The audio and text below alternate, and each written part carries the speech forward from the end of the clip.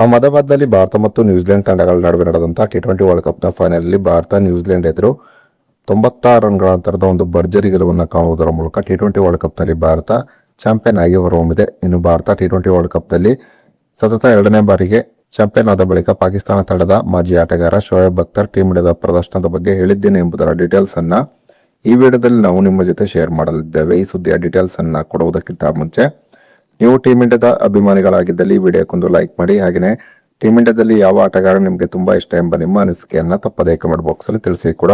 ಅಹಮದಾಬಾದ್ನಲ್ಲಿ ಭಾರತ ಮತ್ತು ನ್ಯೂಜಿಲೆಂಡ್ ತಂಡಗಳ ನಡುವೆ ನಡೆದಂತಹ ಟಿ20 ವರ್ಲ್ಡ್ ಕಪ್ನ ಫೈನಲ್ ಅಲ್ಲಿ ಟಾಸ್ ಸೋತು ಮೊದಲು ಬ್ಯಾಟಿಂಗ್ ಇಳಿದಂತ ಭಾರತ ನಿಗದಿತ 20 ಓವರ್ನಲ್ಲಿ 5 ವಿಕೆಟ್ ಅನ್ನು ಕಳೆದುಕೊಂಡು 255 ರನ್ಗಳನ್ನು ಹೊಡೆಯಿತು. ಟೀಮ್ ಇಂಡಿಯಾದ ಪರವಾಗಿ ಸಂಜು ಸ್ಯಾಮ್ಸನ್ 89 ರನ್ಗಳನ್ನು ಹೊಡೆದರೆ, ಅಭಿಷೇಕ್ ಶರ್ಮಾ 52 ರನ್ಗಳನ್ನು ಹೊಡೆದರು.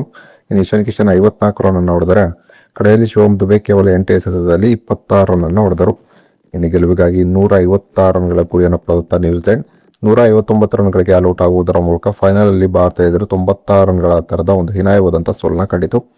ಇನ್ನು ಫೈನಲ್ ಅಲ್ಲಿ ಟೀಮ್ ಇಂಡಿಯಾ ಒಂದು ಭರ್ಜರಿ ಪ್ರದರ್ಶನ ತೋರಿ ಟಿ20 ವರ್ಲ್ಡ್ ಕಪ್ ನಲ್ಲಿ ಚಾಂಪಿಯನ್ ಆದ ಬಳಿಕ ಪ್ರತಿಕ್ರಿಯೆ ನೀಡಿದಂತಹ ಪಾಕಿಸ್ತಾನ ತಂಡದ ಮಾಜಿ ಆಟಗಾರ ಶೋಯಬ್ ಅಖ್ತರ್ ನಿಜಕ್ಕೂ ಕೂಡ ಫೈನಲ್ ಅಲ್ಲಿ ಭಾರತ ಒಂದು ಅದ್ಭುತವಾದಂತಹ ಪ್ರದರ್ಶನ ತೋರಿತು. ತವರಿನ ಲಾಭವನ್ನ ಟೀಮ್ ಇಂಡಿಯಾ ಈ ಬಾರಿ ಟಿ20 ವರ್ಲ್ಡ್ ಕಪ್ ಅಲ್ಲಿ ಸಂಪೂರ್ಣವಾಗಿ ಪಡೆಯಿತು. ಕಳೆದ ವರ್ಷ ನಡೆದಂತಹ ಚಾಂಪಿಯನ್ ಟ್ರೋಫಿಯಲ್ಲಿ ನಮ್ಮ ತಂಡ ತವರಿನ ಲಾಭವನ್ನ ಪಡೆಯಲು ವೈಫಲ್ಯ ಕಂಡಿತ್ತು. ತವರಿನ ಲಾಭವನ್ನ ಯಾವ ರೀತಿ ಪಡಬೇಕೆಂಬುದನ್ನ ಟೀಮ್ ಇಂಡಿಯಾ ಈ ಬಾರಿ ಟಿ20 ವರ್ಲ್ಡ್ ಕಪ್ ನಲ್ಲಿ ಚೆನ್ನಾಗಿ ತೋರಿಸಿತು.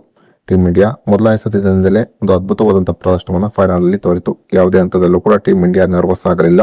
ಫೈನಲ್ ಅಲ್ಲಿ ಟೀಮ್ ಇಂಡಿಯಾ ಯಾವಾಗ 255 ರನ್ಗಳ ಒಂದು ಬೃಹತ್ ಮೊತ್ತವನ್ನು ಕಲೆ ಹಾಕಿತೋ ಆಗಲೇ ಟೀಮ್ ಇಂಡಿಯಾದ ಗೆಲುವು ಕನ್ಫರ್ಮ್ ಆಗಿತ್ತು. ಫೈನಲ್ ಅಲ್ಲಿ ಅಭಿಷೇಕ್ ಶರ್ಮಾ ಒಂದು ಅದ್ಭುತವಾದಂತಹ ಬ್ಯಾಟಿಂಗ್ ಪ್ರದರ್ಶನ ತೋರಿದರು. ಅಭಿಷೇಕ್ ಶರ್ಮಾ ಟೂರ್ಲಿ ಇದ್ದಕ್ಕೂ ಕಳಪೆ ಫಾರ್ಮ್ ನಲ್ಲಿದ್ದರು. ಆದರೆ ಬಹುಮುಖ್ಯವಾಗಿದ್ದಂತಹ ಪಂದ್ಯದಲ್ಲಿ ತಂಡ ತನ್ನ ಮೇಲೆ ಇಟ್ಟಿದ್ದಂತಹ ನಿರೀಕ್ಷೆಯನ್ನ ಹುಸಿಗೊಳಿಸದೆ ಒಂದು ಅದ್ಭುತವಾದಂತಹ ಪ್ರದರ್ಶನ ತೋರಿದರು. ಇನ್ನು ಸಂಜು ಸ್ಯಾಮ್ಸನ್ ಅಂತೂ ಕ್ವಾರ್ಟರ್ ಫೈನಲ್, ಸೆಮಿಫೈನಲ್ ಮತ್ತು ಫೈನಲ್ ಅಲ್ಲಿ ಒಂದು ಅದ್ಭುತವಾದಂತಹ ಪ್ರದರ್ಶನವನ್ನು ತೋರುವುದರ ಮೂಲಕ ಟೀಮ್ ಇಂಡಿಯಾದ ಪಾಲಿಗೆ ಗೇಮ್ ಚೇಂಜರ್ ಆಗಿ ಹೊರಹೊಮ್ಮಿದರು. ಇನ್ನು ಇಶಾನ್ ಕಿಶನ್ ಮತ್ತು ಕಡೆಯಲ್ಲಿ ಶಿವಮ್ ದುಬೆ ಕೂಡ ಅದ್ಭುತವಾಗಿ ಆಡಿದರು. ಇನ್ನು ಬೌಲಿಂಗ್ ಅಲ್ಲಿ ಅಕ್ಷರ್ ಪಟೇಲ್ ಮತ್ತು ಜಸ್ಪ್ರೀತ್ ಬುಮ್ರಾ ಒಂದು ಅದ್ಭುತವಾದಂತಹ ಬೌಲಿಂಗ್ ದಾಳಿಯನ್ನು ನಡೆಸುವುದರ ಮೂಲಕ ನ್ಯೂಜಿಲೆಂಡ್ ಅನ್ನ 159 ರನ್ಗಳಿಗೆ ಆಲ್ಔಟ್ ಮಾಡಿದರು. ಫೈನಲ್ ಅಲ್ಲಿ 255 ರನ್ಗಳನ್ನ ಕಲೆ ಹಾಕುವುದೆಂದರೆ ಸುಲಭದ ಮಾತಲ್ಲ.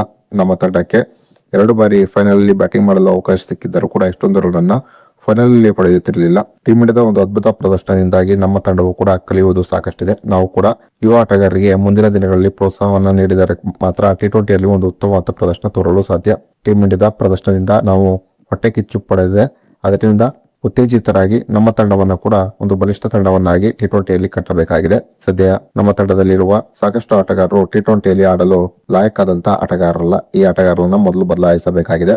ಒಟ್ಟಿನಲ್ಲಿ ಟಿ20 ವರ್ಲ್ಡ್ ಕಪ್ ನಲ್ಲಿ 3ನೇ ಬಾರಿಗೆ ಚಾಂಪಿಯನ್ ಆಗಿ ಹೊರಹೊಮ್ಮಿದಂತಹ ಟೀಮ್ ಇಂಡಿಯಾಕ್ಕೆ ನಾನು ಮನಸ್ಫೂರ್ತಿಯಾಗಿ ಅಭಿನಂದನೆಯನ್ನು ಸಲ್ಲಿಸಲು ಬಯಸುತ್ತೇನೆ ಎಂಬ ಮಾತನ್ನ ಪಾಕಿಸ್ತಾನ ತಂಡದ ಮಾಜಿ ಆಟಗಾರ ಶೋಯಬ್ ಅಖ್ತರ್ ಹೇಳಿದ್ದಾರೆ.